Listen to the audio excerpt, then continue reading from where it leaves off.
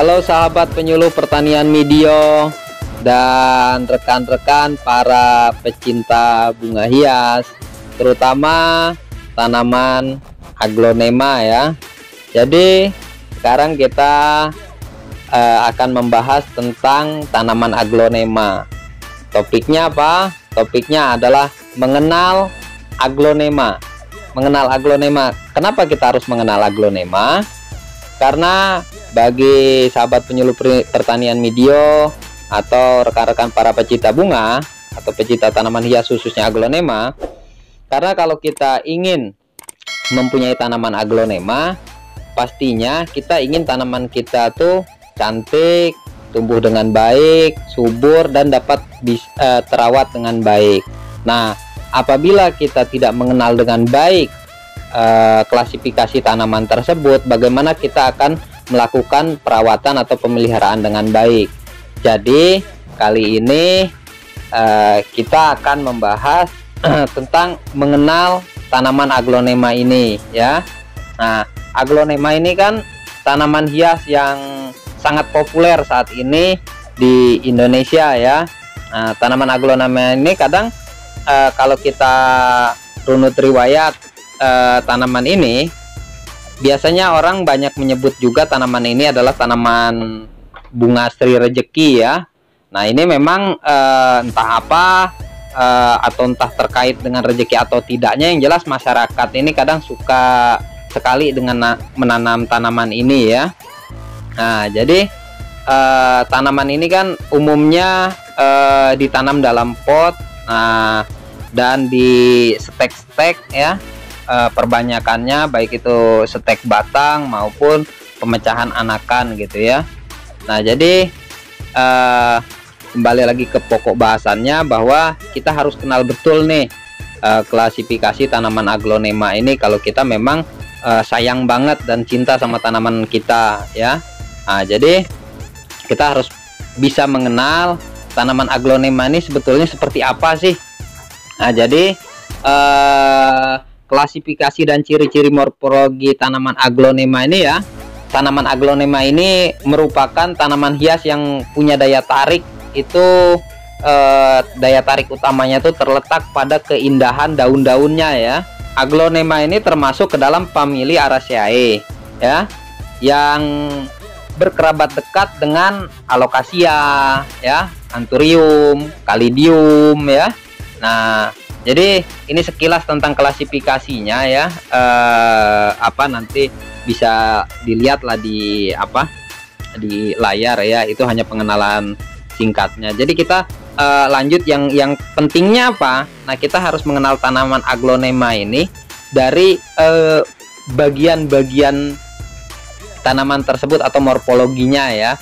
Mulai kita harus mengenali itu akar, batang, daun, bunga serta buahnya gitu ya. Jadi tujuannya apa?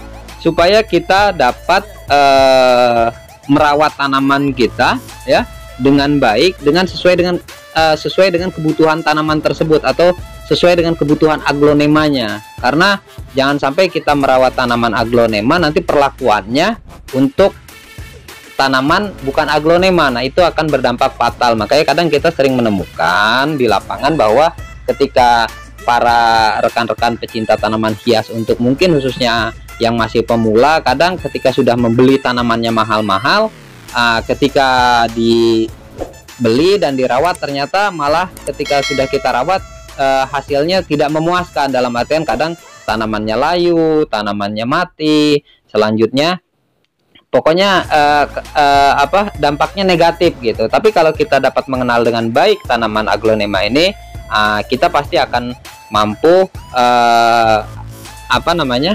mampu merawat dengan baik ya.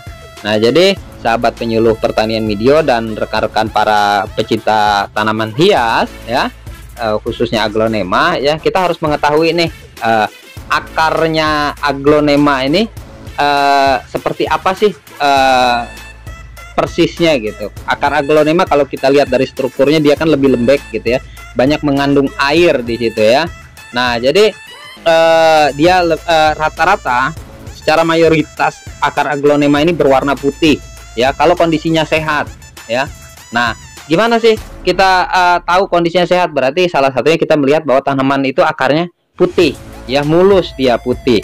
Nah, kalau misalnya akarnya tidak berwarna putih, ya, itu diindikasikan dia sakit, ya. Biasanya kalau sakit itu warnanya akan coklat dan lebih kurus. Biasanya kalau dipijit itu, kalau ditekan itu kandungan airnya sedikit. Bahkan kalau misalnya sudah mengalami fase kepembusukan, itu akan coklatnya kehitaman dan lapuk dia. Nah, hal-hal seperti itu yang harus kita perhatikan ketika kita terjadi kendala, oh tanaman kita layu. Nah, kita harus cek apa saja sih yang menyebabkan tanaman kita layu. Bisa saja dipengaruhi dari kondisi akar yang sakit, sehingga tanaman itu berakibat layu, bahkan bisa mengalami kematian, ya. Nah, selanjutnya itu tentang akar, ya, pokok tentang pembahasan akar, ya. Intinya apa? Nah, ketika akar itu sehat, akar itu pastinya akan berwarna putih mulus, ya, putih mulus, dan pastinya dampak ke daun pun akan segar kalau akarnya baik. Nah, selanjutnya ke tahap mana yang kedua? Itu ke batang. Nah, batang aglonema ini kan dia famili Araceae ini kan sejenis talas-talasan nih, ya. Nah, tanaman ini kan beruas, ya, batangnya beruas, nah, ya, dengan berbagai macam warna, karakter warna. Warna batang aglonema ini bisa saja bermacam-macam, dari mulai ada putih, hijau, atau bahkan merah, ya. Nah, jadi batang ini tidak berkayu. Kalau batang aglonema ini dia lebih cenderung berair, ya. Nah, batang aglonema memang relatif kecil, ya. Kalau misalnya diameternya itu sampai rata-rata antara 1 sampai 3 cm, tapi tergantung juga dari jenis aglonemanya. Bisa saja kalau ke tingkat kesuburannya tinggi, dia bisa lebih juga gitu kalau dari diameter batangnya, ya. Nah, seperti itu morfologi dari batang. Nah, batang juga harus diperhatikan itu. Kenapa diperhatikan? Kadang misalnya akarnya bagus nih, akarnya putih mulus. Nah, ternyata kita lihat kok tanaman ini bisa layu atau perkembangannya kurang baik. Kita bisa lihat di batangnya, ada nggak misalnya goresan atau infeksi atau luka di batangnya. Nah, itu harus kita perhatikan juga. Nah, bagaimana cara mengatasinya? Ketika ada hal-hal yang sedemikian, nanti kita akan bahas di review di video berikutnya, ya. Paling tidak kita sekarang fokus pada klasifikasi dan morfologinya aglonema ini, ya. Nah, jadi selanjutnya poin ketiga apa? Itu daun. Nah, daun aglonema ini kan macam-macam nih. Dari mulai opal tidak beraturan, ya, opal dengan ujung lancip, hingga bentuk langset, ya. Nah, daunnya ini cenderung nggak tebel banget, ya. Dia mempunyai tekstur yang kaku, ya. Nah, daun aglonema ini dia biasanya tuh berwarnanya bercorak dia. Nah, inilah keindahan aglonema ini. Kadang macam-macam, ya, coraknya ada hijau totol-totol, ada juga yang daunnya berwarna merah, ya, ada juga pink, nah ada juga putih, dan variasi, ya, warnanya. Nah, itulah letak keindahan dari tanaman hias aglonema ini, karena yang dipandang cantiknya itu lebih cenderung itu ke daun, ya. Nah, keindahan warna daun ini, ya, ini kan yang kadang yang kita perlu perhatikan betul cara menjaganya, gitu, ya. Nah, kadang ketika kita mungkin sebagai pemula, ketika kita merawat aglonema ini, ketika kita beli bagus nih, ya kan, 1-2 hari 3 hari ternyata warnanya kusam dan lain sebagainya. Itu dipengaruhi oleh beberapa faktor. Biasanya faktor adaptasi tanaman, ya. Kadang terjadi juga faktor mutasi nih. Kadang biasanya misalnya ketika kita beli baru nih warnanya merah, ya.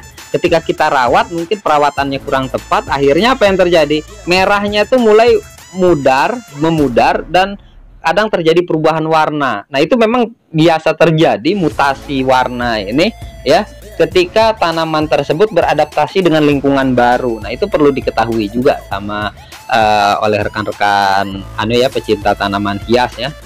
Nah, itu tentang daunnya, ya. Nah, bagaimana sih merawat daun yang baik, gitu kan? Mungkin nanti kita juga akan review di video berikutnya, ya, tentang tutorial bagaimana merawat tanaman aglonema ini, ya, supaya tanaman ini dapat tumbuh dan berkembang dengan baik, sedap dipandang mata juga gitu ya. Nah, selanjutnya kita bahas nih, setelah daun ini apa nih? Nah, aglonema ini menghasilkan bunga juga ya. Nah, memang kadang bunga aglonema ini boleh dikatakan kadang kurang menarik ya, gitu, karena lebih cenderung yang mempunyai daya pikatnya itu adalah daunnya gitu. Tapi dia memang mempunyai bunga ya. Nah, bunga dari aglonema ini, serbuk sarinya atau bunga jantannya terletak di bagian atas ya. Sedangkan kalau putik atau bunga betinanya itu terletak di bagian bawah pangkal ya. Nah, bunga aglonema ini kan biasanya nampak itu agak bulat ya, agak bercorong gitu ya. Itu terbungkus sama selendang